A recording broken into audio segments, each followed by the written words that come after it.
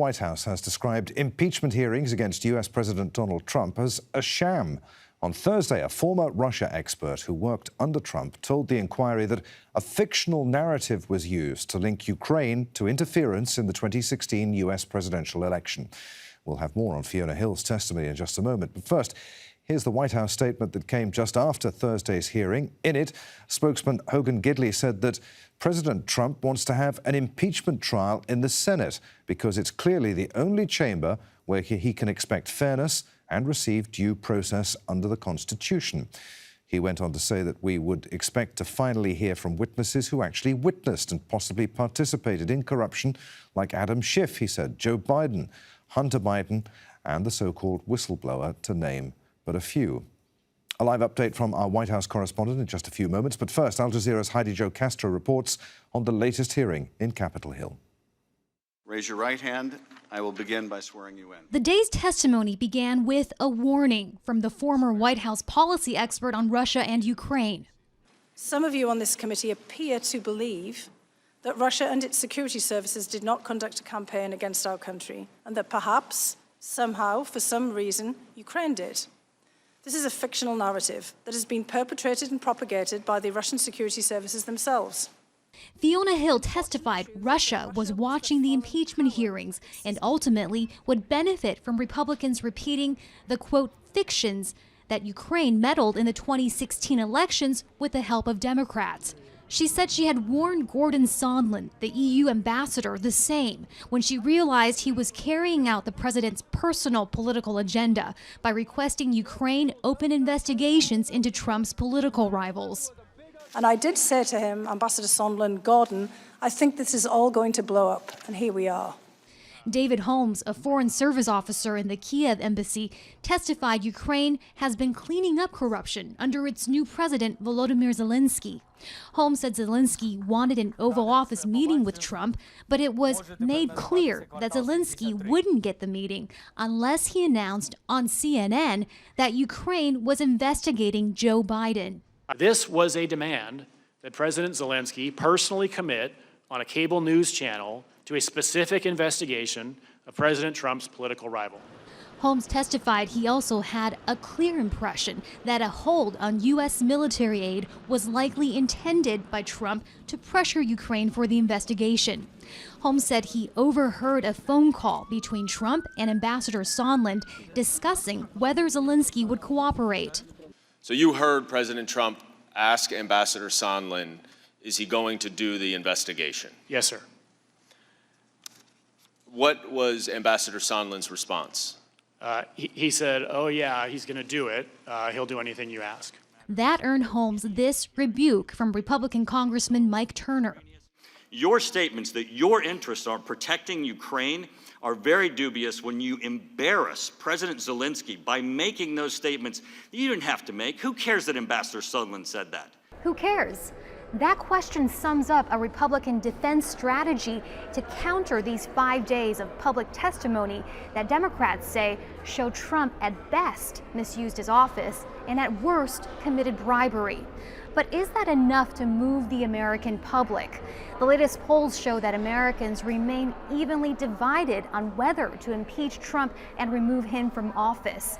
And the vast majority say that these hearings will not change their minds. Heidi Jo Castro, Al Jazeera, Washington. All right, let's bring in our White House correspondent, Kimberly Halkett. So it's been a fascinating week of testimony, Kimberly. Kimberly, where do things stand right now? Yeah, Heidi Jo Castro just summed it up pretty well there. It really goes along, not just for the American public, but also in the U.S. Congress along party lines.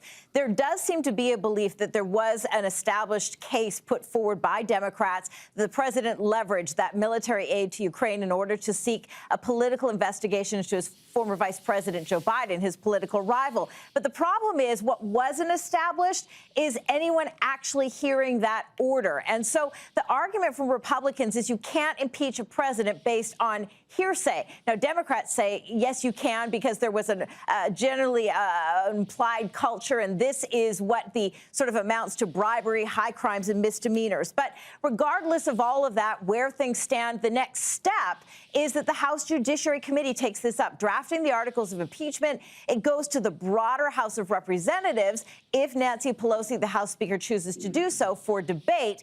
That would trigger a trial in the U.S. Senate. And as you stated at the start of this segment, that's something the White House supports, because up till now, the White House says it has not had an adequate opportunity to defend the president. And what's this we're hearing about another possible inquiry? Tell us about that. Right. It makes your head want to spin. Another one since Donald Trump was elected. First, there was the Russia inquiry investigation with Robert Mueller, the special counsel, into whether or not Donald Trump and his campaign in 2016 colluded with Russia. OK, we had that one. Now we have the impeachment inquiry. Now it looks like Senator Lindsey Graham is gearing up for yet another investigation into something that has come up throughout this impeachment inquiry, and that is the question of what former Vice President Joe Biden's son, Hunter Biden, was doing on an energy board in Ukraine, given he didn't have any qualifications. And we did hear from Dr. Fiona Hill in the impeachment inquiry yesterday that, in fact, she did find this unusual. It would be unusual, Republican or Democrat. Republicans have seized on that. And then there's another investigation that has been going, and we will be hearing more about that in the coming weeks as well. And it has to do with the Russia probe, and that is a look into the FBI, whether or not it was used for political purposes. Senator Lindsey Graham also overseeing that one. That will be a report that comes out December 9th. Another hearing December 11th, and look to the Republicans to really be seizing on this and the argument that they're making. This is an embattled president who's been a victim of subsequent investigations by the Democrats in order to overturn the outcome of the 2016 U.S. election. Did you get all that? No doubt you're going to help us try to keep track of all of this. Our White House correspondent Kimberly Halkett. Many thanks indeed, Kimberly. Well, it's been an explosive week of testimonies. On Tuesday, Lieutenant-Colonel Alexander Vindman testified, saying that he heard a phone call where President Trump made what he called improper demands of the Ukrainian president. On Wednesday, former Special Envoy to Ukraine, Volker, told the hearing that he thought Trump's personal lawyer, Rudy Giuliani, was feeding a negative narrative of Ukraine.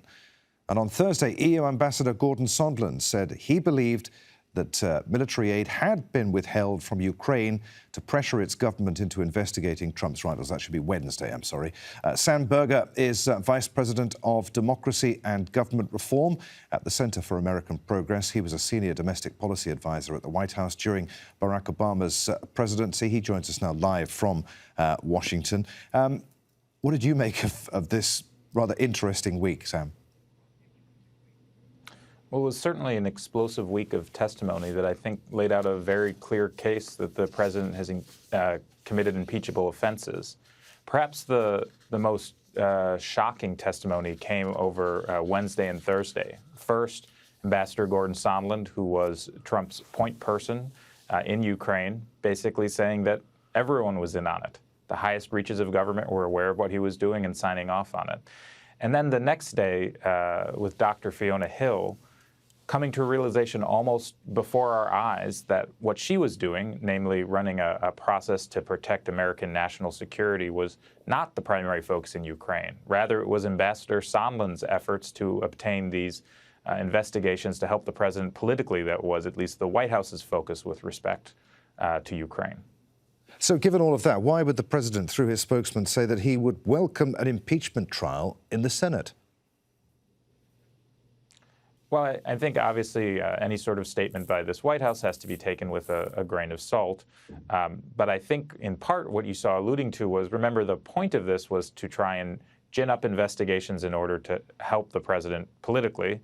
And what he's suggesting is he'd like to use the Senate to do just that, basically to attack his political rivals through the guise of combating corruption.